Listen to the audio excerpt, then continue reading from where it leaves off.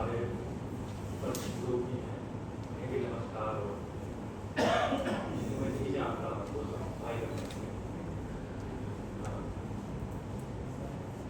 राजस्थान की हिंदी कविता पढ़ते हुए जो सबसे अहम बात मेरे हाथ लगी वो है जो भौगोलिक और सांस्कृतिक विशेषताएं हैं, चाहे वो ऋतुराज की कविताएं या प्रभात भाई की कविताएं।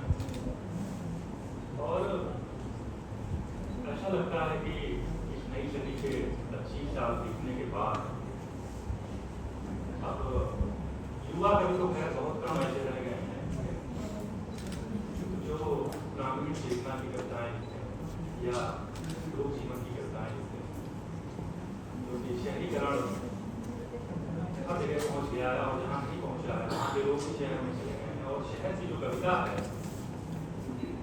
वो प्रायः या तो अस्तित्व से जुड़ी हुई होती है या अस्मिता से या अन्य जो दूसरे होने के उनके खुले में शून्य है उससे जुड़ते हैं।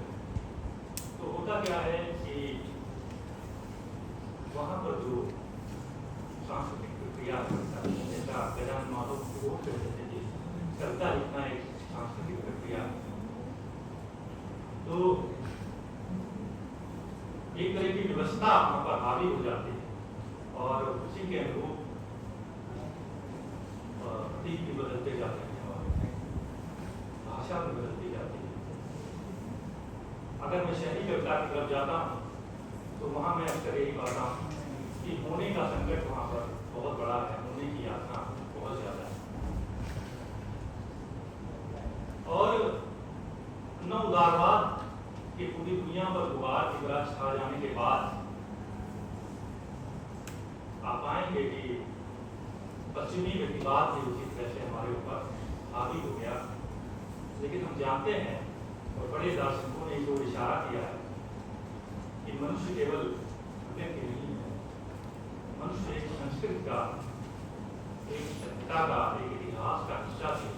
अगर उसे केवल नृत्य में तब्दील कर देंगे तो एक बहुत बड़ा संकट खड़ा हो जाएगा। जैसा कि इस समय में पढ़ रहा था विजय की कविताएं, उस समय ही युद्ध शुरू हो गया इत्तेफाक। और आप जानते हैं कि दुनिया भर में कोई प्रतिरोध बचा नहीं उस तरह का जैसा हम चाहते हैं या जो हमारे अवचेतन रहता है।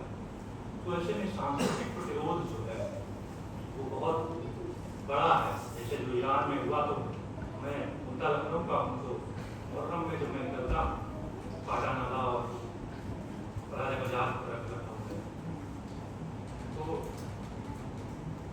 वहाँ मतलब किस तरह की पंक्तियाँ हवा में तैरती रहती हैं। जैसे कि पंक्तियाँ याद आती हैं, यजीद बोला कि ताकत से काम होता है, हुसैन बोले सदाकत से काम होता है।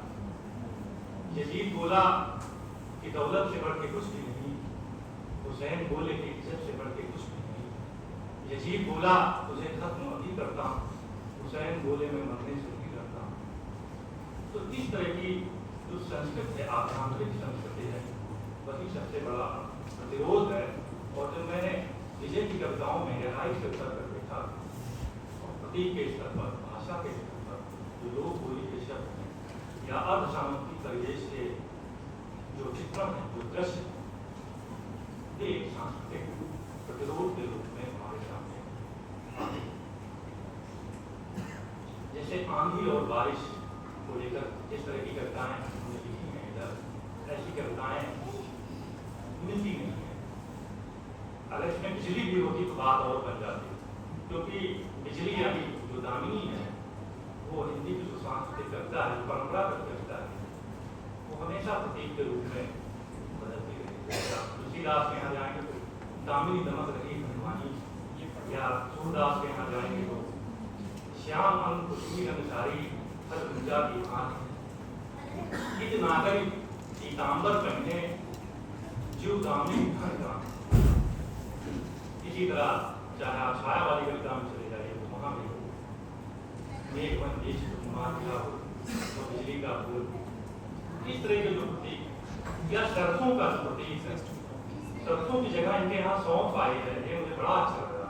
और बहुत दिनों तक मैं सोचता रहा कि भाई सौंफ की फसल भी होती है, लेकिन सरसों इतनी छाई रहती है, चाहे वो हिंदी कविता हो चाहे वो उर्दू कविता हो। प्रभात भाई की जो कविताएं हैं उसमें सरसों का होता है। मीर के यहाँ सरसों को लेके या मीर दूसरों के यहाँ सरसों, शहर सवाद में जल जोत मिली है सरसों, हुआ है इश्क से उस जग क्या बहार है।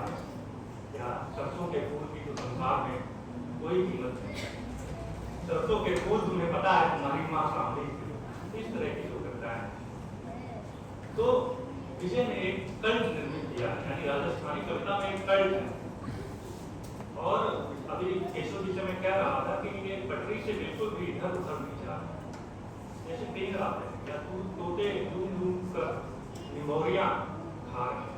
नीम भी एक कल्ट है कविता में, चाहे वो केदारनाथ सिंह के यहाँ जाइए, अपने नरेश सक्सेना के यहाँ जाइए तो नहीं। लेकिन कहीं कहीं इनकी कविताएं ऐसी जहाँ दो दो पेड़ आ जाते हैं। जैसे एक लड़की उनसे मिलने आ रही है कविता में, तो वो बबूल के पेड़ के नीचे से आई है बारिश के बाद, और नीम के पेड़ के नीचे दो पेड़ आ जाते हैं। प्रकृति और मनुष्य का जो संबंध है वो बहुत गहरा है इनके यहाँ। या बारिश को लेकर जो कविताएं हैं कि जैसे बच्चों को दूर से गाड़ी दिख जाती है, वैसे माँ बारिश दिख जाती है। ऐसी ही कविता मैंने पढ़ी थी कि माँ की तरह चली आ रही है बारिश, सिर पर भीगी घास की गठरी है। तो ये यानी कि जो कृषक जीवन है, यानी जो ग्रास रूट जीवन है, वहां से इन्होंने जो चित्र उठाए वे अपने आप में बहुत महत्वपूर्ण है और उनकी कई तरह से व्याख्या की जा सकती है। लेकिन अभी हम केवल इतना कर सकते हैं कि उनकी विशेषताओं के बारे में बात करें। प्रेम कविताओं में भी ऐसा है, जैसे अभी हमने एक कविता पढ़ी तो मैंने कुछ बातें लिखी हुई थी कि ये उत्तर आधुनिक प्रेम नहीं है। विजय की कविताओं का जो सबसे महत्वपूर्ण पक्ष ये है कि जो पोस्ट मॉडर्न प्रपंच है उनसे इनकी कविताएं बहुत अछूती हैं। और ये एक बहुत मजबूत बात है इनकी कविताओं के बारे। सहजन की फलियां लेते आना, ये पोस्ट मॉडर्न प्रेम कविता नहीं हो सकती, बल्कि अगर आप प्रगतिवादी कविता में जाएंगे जो हिंदी है, इससे बहुत मिलती जुलती कविताएं हैं, जहाँ ग्राम जीवन में या दाम्पत्य प्रेम की कविताएं हैं। इसमें जो अधिकारता की क्रिया है वो एक साधारण स्त्री है, जिसके पास न काना है न आग्रह है, सिर्फ प्रेम है, साधारण प्रेम। यह उत्तर आधुनिक प्रेम नहीं है, वरना सहजन की फलियां ना होती, फूल की सब्जी तो कतई ना। ऐसे प्रेम को समझने के लिए यह जरूरी है कि हमसे परंपरागत रोमानी या शहरी प्रेम से भिन्न रूप में देखें। यहाँ प्रेम सादा, कसबाई, स्मृति मूलक और जीवन संलग्न है, यानी वह किसी भव्य आदर्श कल्पना में नहीं, बल्कि रोजमर्रा के जीवन के बीच चुपचाप करता है। ऐसी इनकी एक कविता पिता पर जो लिखी हुई है, पिता पर भी हिंदी में आपको बहुत कविताएं मिलेंगी। अभी एक युवा कवि की मैंने कविता पढ़ी, पहला लाइव पिता के लिए, वीरू सोनकर की कविता है। तो पहली पंक्ति उसमें आती है कि पिता नहीं रहे से बहुत भयानक है कि पिता किसी काम के नहीं रहे।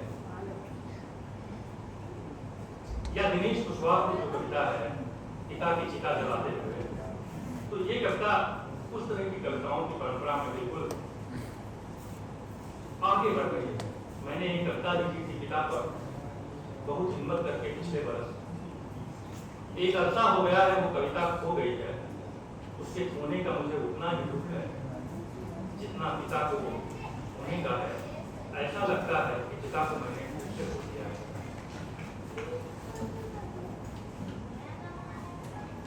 जब प्रतीक की मैं बात करता हूं तो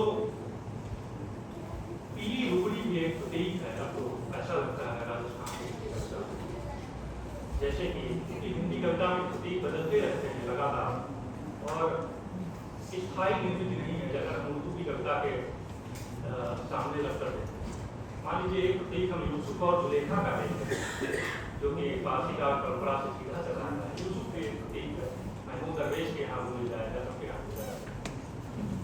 लेकिन उन प्रतीकों से हम काम कैसा ले रहे हैं, ये बहुत महत्वपूर्ण है। और विजय की कविताओं में ऐसा है, जैसे सौंफ एक प्रतीक है और सौंफ की खुशबू एक ऐसे ही पीली लुगड़ी थी एक प्रतीक। यूसुफ जुलेखा का उदाहरण मैं इसलिए दूंगा कि देखिए कि एक ही प्रतीक को कितने वर्जन में यूज किया गया है।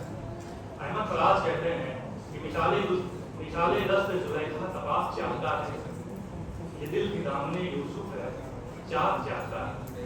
कोई दूसरा शायर कहता है कि धूम है जब से तुम्हारे हुस्न की, मिस्र में यूसुफ का है बाजार। या आरज़ू लखनवी कहते हैं कि दामन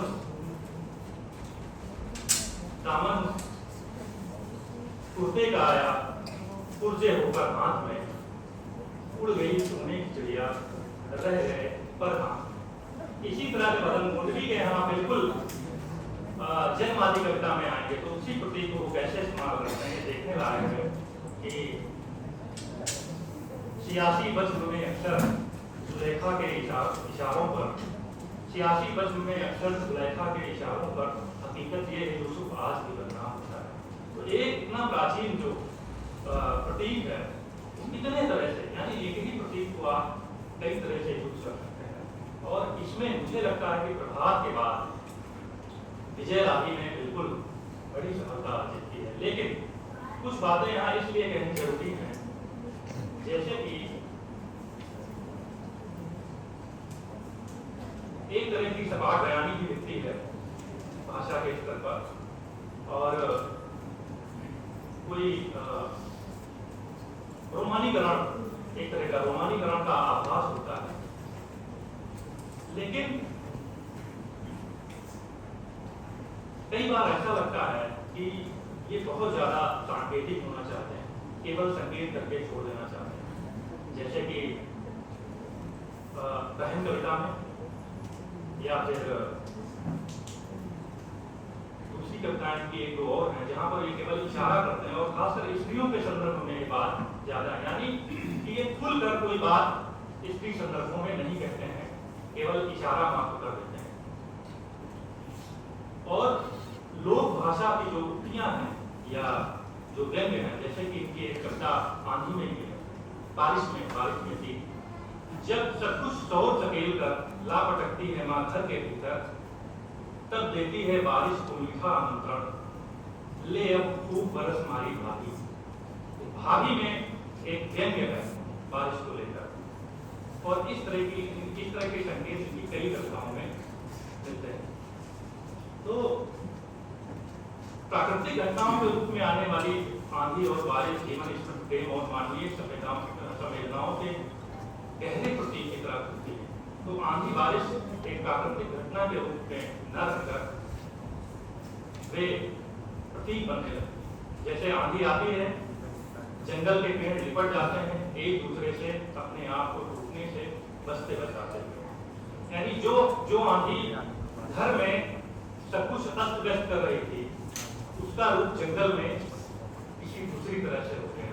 ये अपने आप में बहुत बड़ी बात है। और ये जो कविता है इस तरह की, वो एक भौगोलिक और संस्कृति मूलक कविता है। तो इनकी कविताएं जब भी पढ़ी जाएंगी आगे, अभी तो संग्रह आया है और इसकी व्याख्याएं शुरू होगी, तो हमेशा एक सांस्कृतिक प्रतिरोध के संदर्भ में और एक संस्कृत मूलक कविता कर्म के रूप में इनका काव्य कर्म देखते हैं।